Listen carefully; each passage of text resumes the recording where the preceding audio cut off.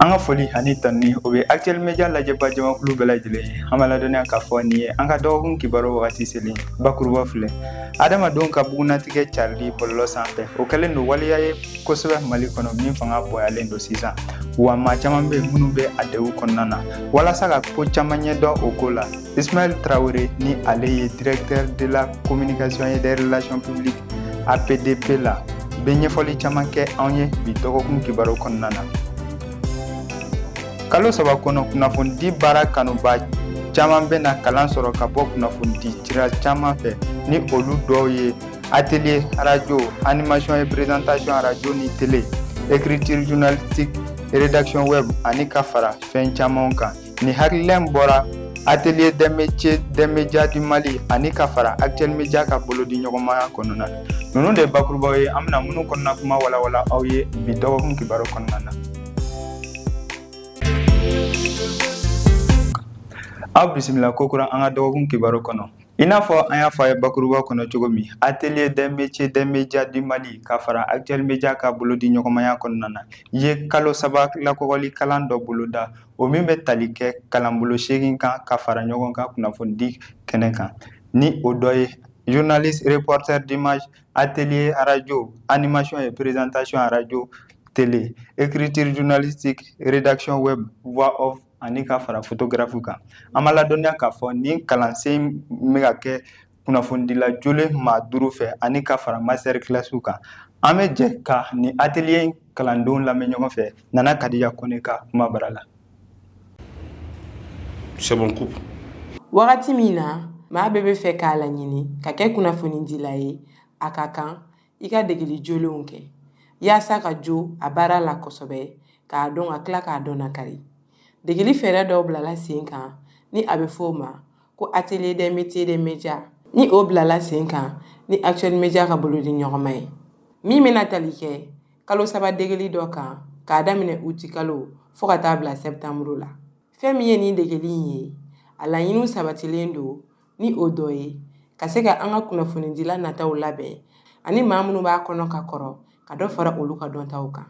Nin degeli in dayɛlɛnnen don u bɛɛ lajɛlen ye. Yaasa ka nin degeli in kɛ k'a ɲɛ a kana kɛ tɔ k'a jɛ ye. Wele bilalen don degelikɛla maa 5 ma minnu jolen don kosɛbɛ u ka baaraw la ni olu bɛna maaw kalan kunnafonidi baaraw kan mun bɛna boli module 7 kan. Bɛ baara in kɔnɔna na module ye module 7 c'est-à-dire baaradege min bɛ ka kɛ an bɛ ka kuma fɛn belebeleba 7 de kan. JRI o ye journaliste reporter d'image i kelen bɛ se ka taa filmeli kɛ cogo di i kelen bɛ se ka i ka papier kɛ cogo di i bɛ se k'i ka voix kɛ i bɛ se ka montage kɛ i yɛrɛ ye. Filanan o ye animation présentation télé la émission journal ani flash dɔ fana bɛ yen a bɛ f'o ma ko écriture journalistique c'est-à-dire kunnafonidi yɛrɛ la sɛbɛnni bɛ kɛ cogo di ani rédaction web c'est-à-dire bɔlɔlɔsira ninnu fɛ ani a tɔ bɛɛ lajɛlen i bɛ se ka sɛbɛnni kɛ cogo di fɛn dɔ fana an b'a fɔ ko atelier radio i bɛ se ka baara kɛ cogo di radio so la i yɛrɛ ye a laban ye min ye fana a dɔ fana bɛ yen o ye voix off ye i bɛ se k'i kan sigi cogo di an bɛ baara minnu kɛ ani fana photo bɛ ta cogo di o baara ninnu donc kalo 3 kɔnɔ u bɛ ka baara kɛ ni module 7 de kan i k'a dɔn k'a fɔ ko c'est-à-dire maa minnu bɛ ka u dege baara la o ye maa 5 de ye donc mais baara ninnu kɔnɔ an bɛ fɛn dɔ kɛ a bɛ f'o ma ko master classe c'est-à-dire an bɛ wele bila maa wɛrɛ ma minnu bɛ nin baara in kɔnɔna na an bɛ ka baara dɔ fana k'a kɔnɔ o mun ye an bɛ taa bɔ baarakɛyɔrɔ la radio la télé la ka taa lajɛ olu bɛ baara kɛ cogo di u bɛ baara kɛ cogo di pour que u ka don domaine yɛrɛ kɔnɔ ka se ka baara kɛ mais nin bɛɛ lajɛlen kɔfɛ laɲini min bɛ an bolo formation in mana ban o tɛ dɔwɛrɛ ye c'est que maa kelen o kelen sen dɔrɔn nin baara la i bɛɛ ka se ka baara k'a yɛrɛ ye k'a ye fɔlɔ u ka stage kɛ. Nin tun ye Nana Kadiya Kone ka sɔrɔlen ye atelier des métiers des médias du Mali ka kalanbolo kofɔlen kɔnɔna na. ONG Search for Common Ground ka projet mara ni kunnafonidi hukumu kɔnɔna na ye tile 3 kalan dɔ boloda Bamako ni a daminɛna uti kalo tile 4 ka taa bila a tile 6 la ni a tun yamaruyalen don kunnafonidila 15 bɔɲɔgɔnko ani ka fara kunnafonidi so ɲɛma caman kan. An b'a ladɔnniya k'a fɔ nin kalanbulon tun bɛ tali kɛ kunnafonidi ka kɛ yɔrɔ ye min bɛ bɛn ni kelenya sabati ani ka bɔlɔlɔ sanfɛla kɛ bɛn sabati yɔrɔ ye. Zeynɛbu Ge bɛ walawalali caman kɛ anw ye an ka ɲɛmada ka sɔrɔlen na.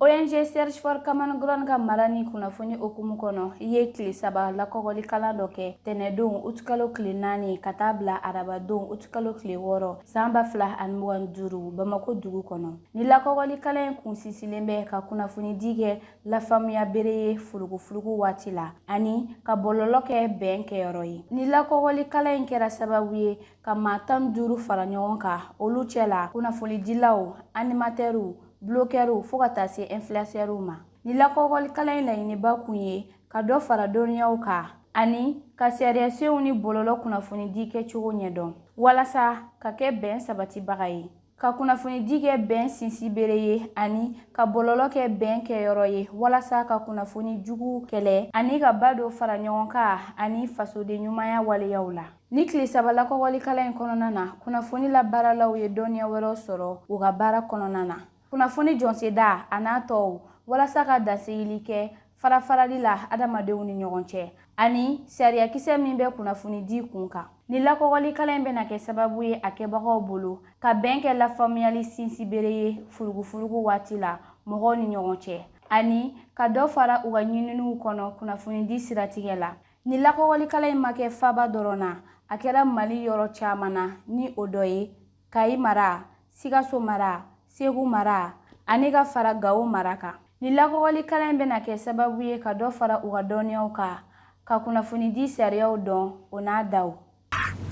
I n'a fɔ an y'a fɔ bakuruba kɔnɔ cogo min Mali kɛlen don yɔrɔ ye bi ni adamadenw bugunatigɛw bɛ yala kosɛbɛ bɔlɔlɔ sanfɛ wa maa caman bɛ minnu ye kɔlɔlɔ sɔrɔ ka sababu kɛ u ka kunnafoniw jɛnsɛnni ye bɔlɔlɔ sanfɛ. Ka kɛɲɛ ni nin waleya ye sariya jumɛn talen don o de kosɔn cakɛda min ka baara ɲɛsilen bɛ adamadenw n'u ka bugunatigɛw ma ni a bɛ wele APDP sigi la. Ismaël Traoré ni ale ye directeur de la communication et des relations publiques APDP la bɛ kuma nin waleya na ani Ablaye Mayiga ka sigi dɔ senfɛ an ka ɲɛmada a ka sɔrɔlu na. Adamaden tɔgɔ la kunnafoniya ye kunnafoni ye kunnafoni bɛ se k'a dɔn adamaden bɛ se ka dɔn ka bɔ mɔgɔ tɔw cɛ la. I tɔgɔ b'o la, i jamu b'o la, i ka banque date b'o la, i ka données de santé b'o la, i ka données judiciaires b'o la, i ka diplôme olu bɛɛ b'a la. Olu bɛɛ b'a to e bɛ se ka dɔn ka bɔ mɔgɔ tɔw cɛ la. N'a fɔra sa ko Ismaïla Traoré tɔgɔ bɛ se ka caya nka n'a fɔra Ismaïla Traoré APDP la o ye mɔgɔ kelen de cɛ la. Photo, vidéo o bɛɛ lajɛlen hali empreinte hali i kumakan olu bɛɛ ye adamaden tɔgɔ la kunnafoniya de. Donc maa man ka mago la Mali dugukolo kan ka baara k'a la ka sɔrɔ APDP ka yamaruya t'i bolo. Loi min taara 2013 mun ye APDP sigi o loi yɛrɛ de o loi de kɔnɔna la a fɔra mɔgɔ si man ka maga adamaden tɔgɔ la kunnafoniya la Mali dugukolo kan ka baara kɛ n'a ye ka sɔrɔ i ma autorisation ta APDP la k'a fɔ APDP mɔgɔ ye n bɛna nin données personnelles ninnu n bɛna nin tɔgɔ la kunnafoniya ninnu n bɛna na ninnu minɛ ni tigilamɔgɔ la n'i y'a minɛ a tigilamɔgɔ la n b'a minɛ la kun jumɛn kama n'a sɔrɔ k'a ta baara la n'o kun de don ou bien n'a sɔrɔ k'a se k'a ka sara kɛ n'o don n'a fɔ ko gestion de la paie n'a sɔrɔ k'a ka papier kow ɲɛnabɔ i b'a fɔ baara yɔrɔ wɛrɛw la INPS ninnu ni fɛn ninnu na gestion administrative du personnel n'o cadre fana don f'i ko i b'o bɛɛ de ɲɛfɔ données tɛ minɛ i la k'a fɔ ko an bɛ taa i ka baara la k'a fɔ ko données minnu b'i bolo k'u d'a ma o tɛ mais an b'a lajɛ de i bɛ ka données minnu minɛ o nature données sugu jumɛnw de don n'a données ni a données dira ni a données communiquera yala mɔgɔ jumɛn tɛgɛ bɛ se données ninnu ma e b'a données ninnu mara waati joli kɔnɔna la a données marali kɔnɔna la intervention e b'a transférer jɔn ni jɔn ma an b'o olu principe bɛɛ de lajɛ k'a lajɛ n'a sɔrɔ sariya ye mun fɔ e bɛ ka dan o ma ou bien n'i bɛ ka dan sago kan n'i bɛ ka dan sago kan a bɛ fɔ i ka segin kɔ sariya ye mun fɔ o dan ye nin yɔrɔ ye i b'a kɛ ka bɛn o ma n'i m'a kɛ ka bɛn o ma ɲangini bɛ se ka bɔ a la. APDP ka fɛɛrɛ depuis APDP créera fo bi APDP bɛ communication de kɛ ɲɛfɔli ni mɔgɔ la faamuya an ka baara yɛrɛ bɛnnen bɛ o de ma fɔlɔ an bɛ ka sensibilisation de kɛ o t'an bali ka ɲangili kɛ ɲangili waatiw bɛ kɛ ɲangili bɛ kɛ ni plaintes nana ou bien ni fɛn dɔ cas avéré dɔ bɛ n'olu bɔra APDP bɛ ɲangili kɛ nka an bɛ ka ɲɛfɔli de kɛ mɔgɔw ye fɔlɔ parce que fɛn in ye fɛn kura de ye Afrique Mali fana la fɛn kura don donc an bɛ ka ɲɛfɔli de kɛ mɔgɔw ye faut que mɔgɔw k'a faamuya fɔlɔ k'a fɔ c'est un droit nouveau fɛn kura nalen don fo hakiliw ka fali donc hakili falenni o tɛ se ka kɛ ni fanga ye an bɛ hakili falen kɛ dɔɔni sensibilisation fɛ formation fɛ ka jɛkulu fara ɲɔgɔn kan sifinnamɔgɔw k'olu fara ɲɔgɔn kan an bɛ mɔgɔ caman sɔrɔ tile kɔnɔ mɔgɔ caman bɛ na tile kɔnɔ k'a fɔ ko nin cas sugu kɛra n na a tɔgɔ n tɔgɔla kunnafoniya dɔw bɛ k'a ta ka nin kala ou bien dɔw yɛrɛ bɛ se ka dénonciation yɛrɛ kɛ hali u ka baara yɔrɔw k'a fɔ ko an ka patron kɛlen don ka caméra installer an ka bureau kɔnɔna la parce que olu bɛɛ ye dantɛmɛ walew ye k'a fɛn fɛn mana na a cas bɛ instruit enquête bɛ a cas kan enquête kɔfɛ n'a yera k'a fɔ ko tiɲɛ yɛrɛ la mun fɔra tiɲɛ b'a la mɔgɔ min bɛ ka baara kɛ ni tɔgɔla kunnafoniya in ye o tigi bɛ ɲangi bɔlɔlɔ siraw kan adamaden tɔgɔla kunnafoniya canini APDP ka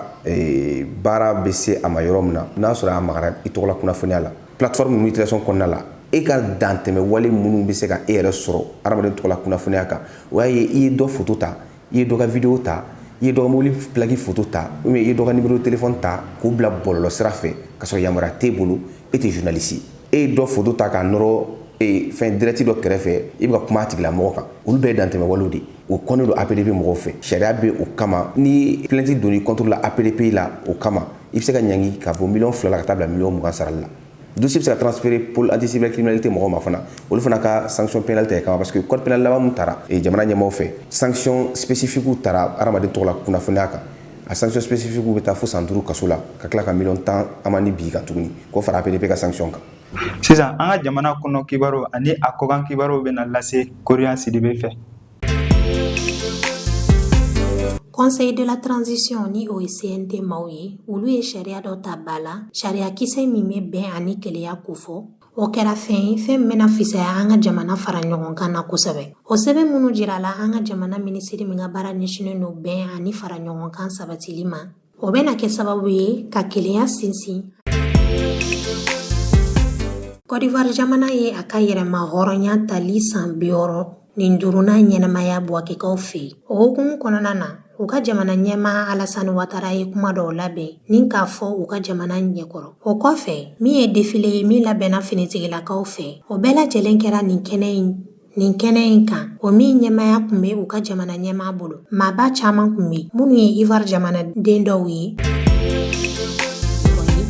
Russie jamana ɲɛmaa Vladimir Poutine y'a jira k'a fɔ ko arabu jamana de ye yɔrɔ min ni sigi ka fɔ bɛ se ka labɛn olu ni l'Amérique jamana ɲɛmaa Donald Trump ni ɲɔgɔn cɛ. A ye nin kuma in fɔ ka da ɲɔgɔn ye ba kan min kan ka labɛn o ni Volodymyr Zelensky ni ɲɔgɔn cɛ ni o ye Russie jamana ɲɛmaa ye. Fɛn min ye Russie jamana ɲɛmaa Poutine ye a y'a jira k'a fɔ ko ale kɔni bɛna sɔn ni fɛn ninnu bɛɛ farala ɲɔgɔn kan i n'a fɔ a kan ka kɛ cogoya min na. Indi premier ministre ni o ye Narendra Modi ye ale y'a sinsin a kan ka jira k'a fɔ ko fɛn min ye u ka sariya talen ye kɛrɛnkɛrɛnnenya la u ka douane ta fan fɛ ko fosi tɛna yɛlɛma don o la États-Unis jamana ye ka tila ka jira k'a fɔ ko fɛn min ye Indi jamana ye ko u ka jɔrɔna ko kunfɔlɔw ye Indi jamana ka hakɛ lafasali ye kɛrɛnkɛrɛnnenya la u ka sɛnɛ mɔni ani bagan mara ka kɛɲɛ ni Amérique jamana ka ɲɛnginiw ye o min bɛ pétrole sanw ko fɔ Russie jamana kan.